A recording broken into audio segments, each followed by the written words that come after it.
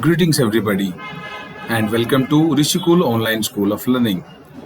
You are inside the political science class of class 11th, and we are dealing with the book Indian Constitution at Work. And we are discussing chapter number 4, that is executive, and we are inside the module 3. So in module 3, we'll be starting with the Prime Minister. See, beta, the Prime Minister of India is appointed by the President of India.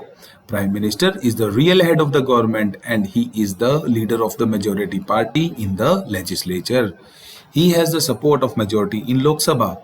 The moment he loses this support, the Prime Minister loses his office, and the same moment to be a prime minister, the one has to be the member of parliament. If by chance one becomes a minister or prime minister without being elected as member of parliament, the one needs to get himself elected as the member of parliament within 6 months.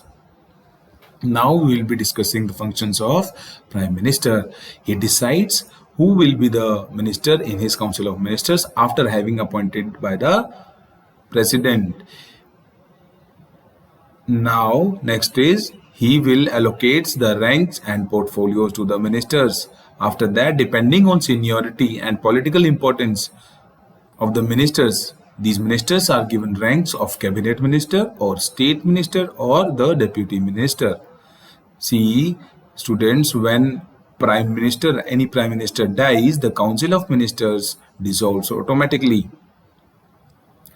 The Prime Minister acts as the link between Council of Ministers on one hand, and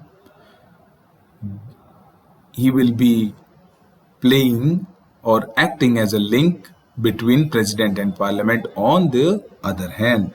Prime Minister should communicate to President about all decisions of Council of Ministers. Prime Minister will be involved in all crucial decisions of the government and he will decide the policies. That means the final decision will be the prime ministers for deciding any policy. In short, the prime minister is the leader of Lok Sabha and has a control over council of ministers and command over bureaucratic machinery. He access also to the media as the national leader during international summits and foreign visits.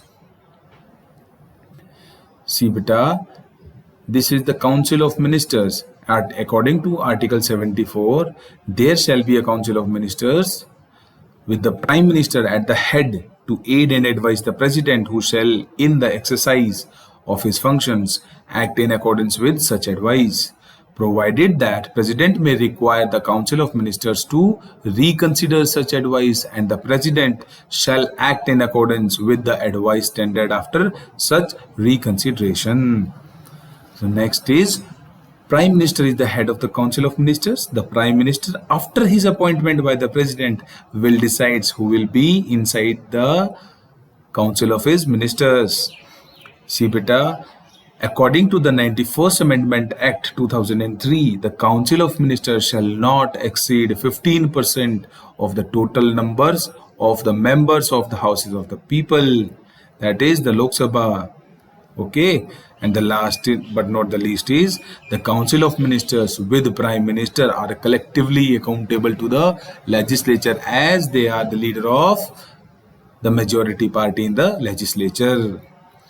Okay, that's all from module 3. We will be meeting in the next module. Till then, be safe at your homes and take care of yourself and your families. Thank you, beta.